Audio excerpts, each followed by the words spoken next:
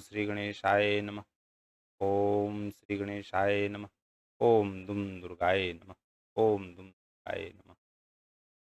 आज नवरात्र के पहला दिन श्री दुर्गा सप्तशती पाठ का प्रथम अध्याय पाठ आपको सुनाने जा रहे हैं।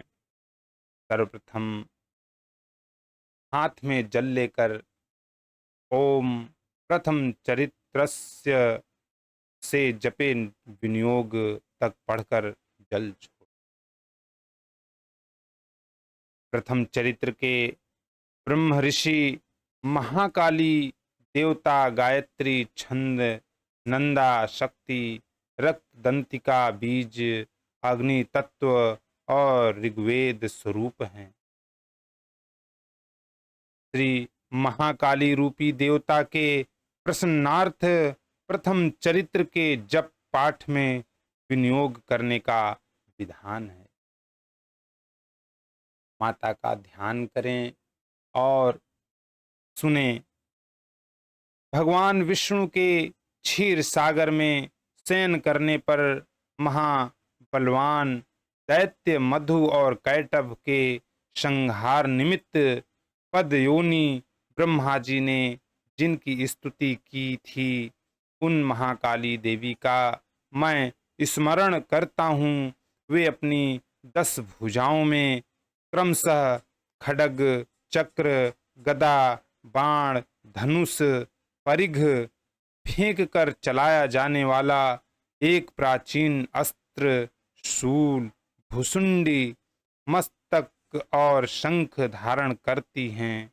वह 3 नेत्रों से युक्त हैं और उनके संपूर्ण अंगों में दिव्याभूषण कभी जीर्ण न होने वाले पड़े हैं। नीलमणि के सदृश उनके शरीर की आभा है एवं वे 10 मुखी तथा 10 पदों वाली हैं। बोलो ओम दुम दुर्गाय नमः। कथा प्रारंभ करते हैं। मार्कंडे जी ने कहा, सूर्य के पुत्र सावर्णी जिनकी गणना 8 मनुओं में की गई है के उत्पन्न होने की कथा का सविस्तार वर्णन करता हूँ। सूर्यपुत्र महाभाग सावर्णी भगवती महामाया की कृपा से जैसे मनवंतर के स्वामी हुए, मैं वही घटना कहता हूँ। प्राचीन काल में स्वारोचित नामक मनवंतर में सुरथ नामक एक बहुत ही प्रतापी राजा हुए थे। उनकी उत्पत्ति चैत्र वंश में हुई थी और सारी पृथ्वी पर उनका एक छत्र राज्य था। वे प्रजाओं का अपनी संतान के समान पालन पोषण करते थे। इतना होने पर भी कोल विध्वंसी नामक क्षत्रिय उनके शत्रु बन बैठे थे। राजा सुरथ दंड नीति का अत्यंत कड़ाई से पालन करते थे। राजा का विपक्षियों के साथ युद्ध हुआ। यद्यपि कोल विध्वंसी लोग अल्पसंख्यक वर्ग के थे, फिर भी उन लोगों ने राजा सुरथ पर विजय पा ली थी। राजा शत्रुओं से पराजित होकर अपने नगर को लौट आए और उनके देश तक ही उनका राज्य सीमित हो गया। पहले से अधिकृत की गई भूमि उन्हें छोड़नी पड़ी, किंतु 30 पर भी विद्रोहियों ने उनका पीछा नहीं छोड़ा और राजा सुरथ पर पुनः आक्रमण कर दिया।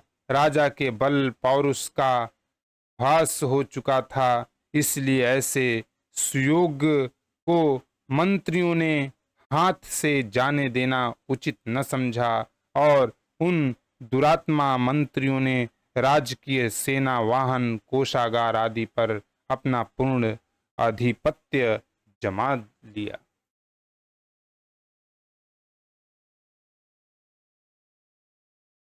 राजा का स्वामित्व छिन गया था, इसीलिए वे घोड़े पर सवार होकर अकेले ही आखेट के बहाने घने वन के भीतर चल दिए।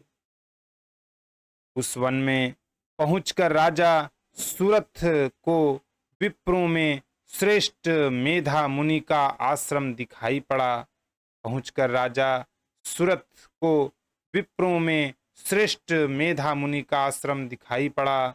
उनके आश्रम में अनेकों मांस पक्षी, हिंसक पशु अपनी हिंसा वृत्ति को छोड़कर अत्यंत शांत भाव से विचरण करते थे। मुनि के शिष्य गणों से उस आश्रम तथा वन का सौंदर्य खिल उठा था। आश्रम में राजा के उपस्थित होने पर मुनि ने उनका सत्कार किया। राजा भी कुछ दिनों तक मुनि के आश्रम में रहकर विहार करते रहे। मोह माया से ग्रस्त होकर एक बार वहां राजा अपने मन में इस प्रकार चिंतन करने लगा, जो नगर पूर्व काल में मेरे पूर्वजों द्वारा शासित और पालित था, आज वही नगर मुझसे हीन होकर वीरान हो रहा है। न जाने मेरे अधम कर्मचारी उसकी धर्म परायणता के साथ रक्षा करते हैं या नहीं। मेरा हाथी जो सदा अपने शरीर से मद बहाया करता था और वीर था, न जाने वह किस अवस्था में होगा। जो लोग मेरी कृपा दृष्टि, धन और भोजन के लिए ललायित रहकर मेरा अनुगमन करते थे, वे लोग अब निश्चय ही अन्य राजाओं के आश्रित होंगे। मेरे धन का उन लोगों के द्वारा दुरुपयोग किए जाने से अब कोष निश्चय ही रिक्त हो चुका होगा। इस प्रकार की अनेक चिंताएं राजा के मन में उथल पुथल मचा रही थीं। एक दिन मेधा मुनि के आश्रम के निकट एक वैश्य को देखकर राजा उससे पूछ बैठे, भाई तुम कौन हो? यहाँ तुम्हारे आने का क्या अभिप्राय है? तुम तो बहुत ही शोकाकुल और अन्य मनस्क से लग रहे हो। राजा के इस प्रेम पूर्ण प्रश्न को सुनकर वह वैश्य राजा को नमस्कार करके विनीत स्वर में बोला। वैश्य ने राजा से कहा, राजन, मैं धनिक वर्ग में उत्पन्न एक वैश्य हूँ। मेरा नाम समाधि है। मेरे दुष्ट स्त्री पुत्रों ने धन के लोभ के वशीभूत होकर मुझे घर से निष्कासित कर दिया है।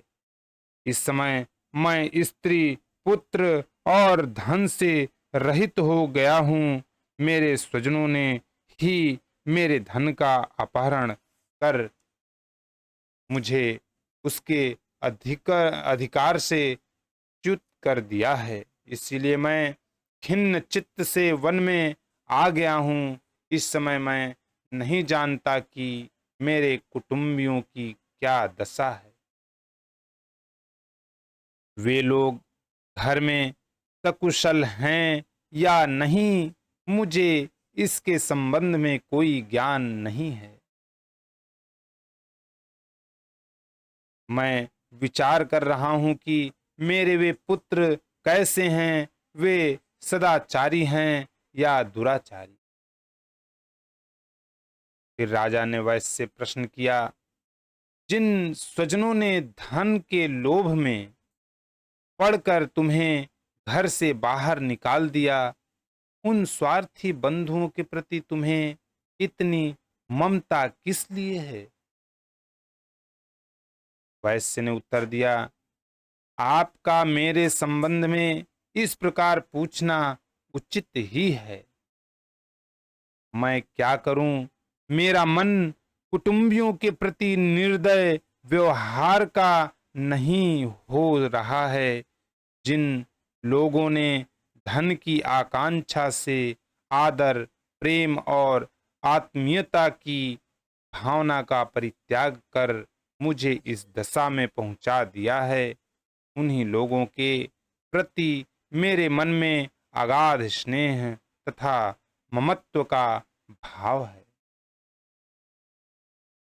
हे महानुभाव, यह सब जानकर भी बंधु बांधवों के प्रति मेरे मन में जो प्रेम का समुद्र हिलोरे ले रहा है, वह क्या है जानने का प्रयत्न करने पर भी मैं इस बात के रहस्य को नहीं समझ पा रहा हूं। उन लोगों के वियोग में मैं सांसें ले रहा हूं, जिनके फलस्वरूप मेरा हृदय अत्यंत व्यथित हो रहा है। उन लोगों में मेरे प्रति प्रेम का नितांत अभाव है, तो भी मेरा मन उनके लिए तड़प रहा है। इसीलिए मैं क्या करूं? फिर मार्कंडे मुनि ने कहा,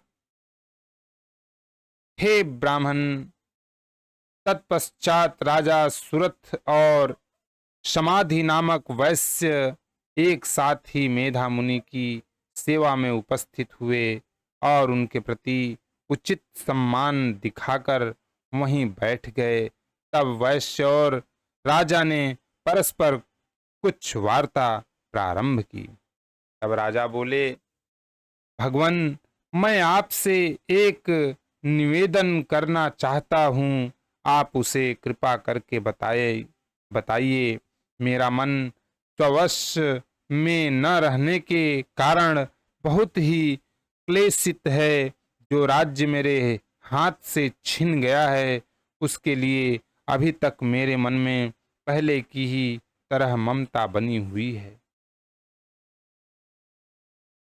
हे मुनियों, मैं श्रेष्ठ, यह बात मैं समझता हूँ कि अब उस पर मेरा स्वत्व नहीं रह गया है, उसे अन्य लोगों ने हस्तगत कर लिया है। फिर भी मैं अज्ञानियों की तरह से उसी के मुंह में लिप्त हूँ। यह सब क्या बात है? मेरे ही समान यह वैश्य भी अपने घर से अनादृत हो पुत्र, स्त्री और सेवकों द्वारा परित्यक्त होकर निष्कासित कर दिया गया है। इसके स्वजनों ने भी इसका परित्याग कर दिया है। यह जानते हुए भी यह वैश्य उन्हीं लोगों के स्नेह पास में आबद्ध है। हम दोनों का ही हृदय इन सब बातों से अत्यंत क्षुब्ध है। दोषयुक्त विषय में भी अभी तक मेरा मन ममतावश आकर्षित हो रहा है। हे महाभाग, हम दोनों ही समझदार हैं, फिर भी हम में जो मोह की प्रबल धारा उमड़